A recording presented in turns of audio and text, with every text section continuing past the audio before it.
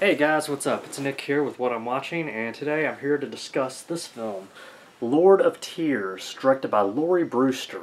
This is the Blu-ray Collector's Edition release, and I really like the packaging on it. It comes signed and numbered, and don't know how many of these are left, so if you're a collector, you might want to get out and get in on that while you still can. The booklet is tucked right in here. And it's got the signatures of, I know, the director and I believe one of the actors on it. But very cool stuff. Put out by Dark Dunes and Hex Media. And it was written by Sarah Daly and starred David Schofield as the voice of the Owlman, Alexandra Hulme, Alexandra, aka Lexi Holm, as Evie, Ewan Douglas as James, and Jamie Scott Gordon as Alan Milton. Alan is the hippie-looking friend with the glasses and shaggy hair that is friends of James. Basically, the story is about this dude, James, whose mother passes away, and she leaves the family estate to him. So he goes back to put everything in order, and weird shit starts happening. I don't want to tell you too much about this because a lot of the plot, I don't want to give anything away because this movie rides on everything that happens at the end. So no spoilers in this review. This movie was a very slow burner. If you don't know what that means, it took forever to get going. It was extremely slow. It dragged for like the first hour. The movie's about an hour and a half, hour and 45 minutes. So the payoff was good. The payoff was worth it. But I mean, there's just a lot of downtime and a lot of just you're just waiting for some shit to go down, and it doesn't. So I gotta say though, the villain or the bad guy or however you want to say it in this movie, the Owlman, very cool looking. I haven't seen a cool looking villain like this in a while. Unfortunately, you don't get to see that much of him in the film, but it was still a very cool character nonetheless.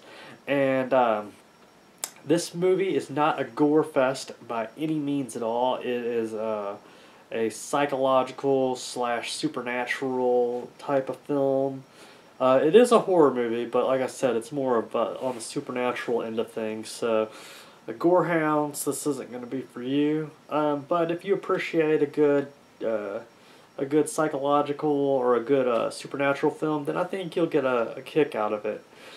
There was a lot of hype around this movie, and I had been hearing just so much stuff about it from so many people, and I was really eager to see it. So I was a bit let down when I did see it, and it didn't live up to the hype for me.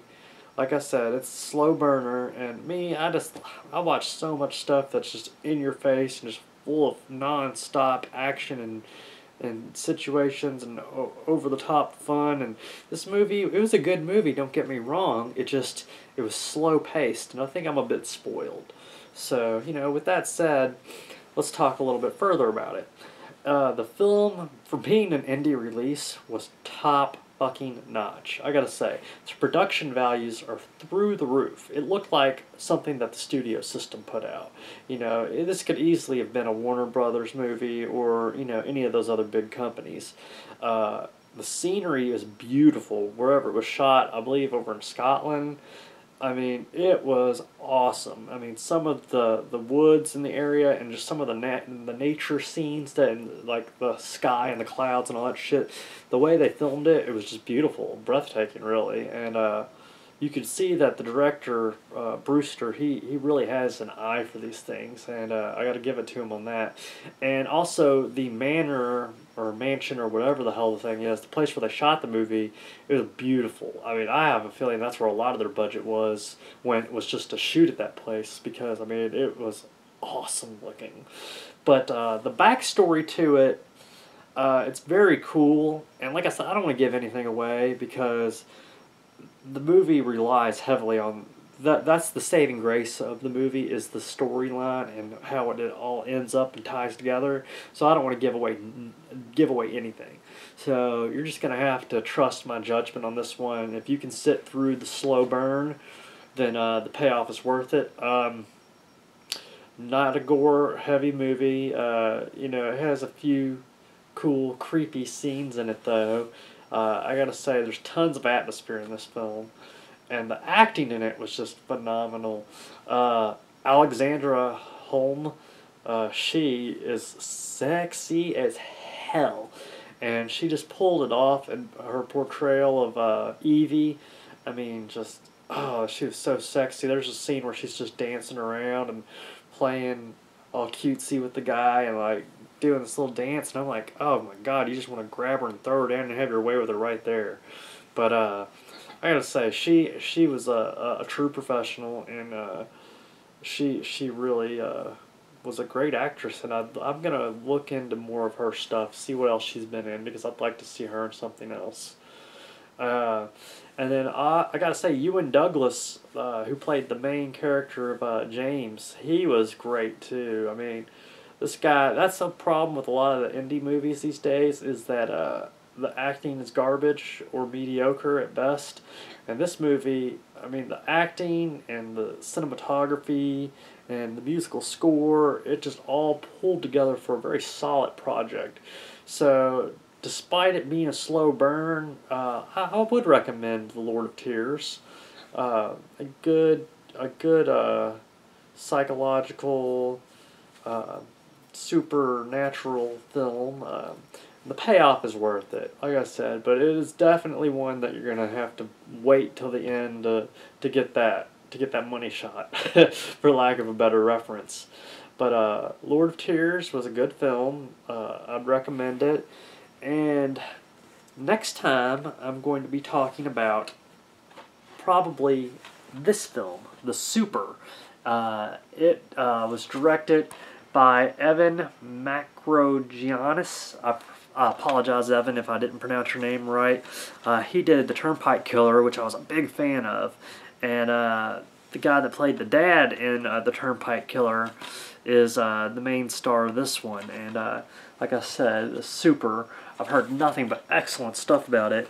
But also, in the coming weeks, we're going to be watching Reality Bleed Through, Screamer Claus's first film. I got the 2-disc limited edition DVD-R. Thank you, Mr. Screamer Claus.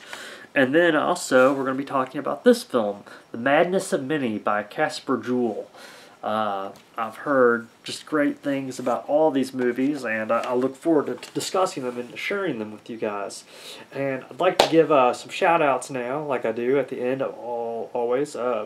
Beneath the Underground, the site that I love and I've been telling you guys about for a while. Well, I've been made an admin there, and I want to thank Nick, aka Farmer Vincent, for that opportunity.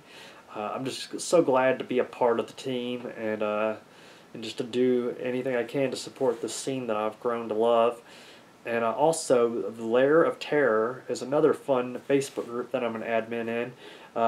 We'd love to have you over there. Lots of discussions and lots of great people, and just people that share the common love of the genre. And that's what it's all about, just meeting people that like the same crazy fucked up shit that you do. I also want to give a shout out to this is kind of new at the end here. I'm going to discuss every week one of my favorite movie reviewers. And right now, I would like to congratulate Mr. Chris Leppert. And I want to call him Chris Leopard, like a wild animal.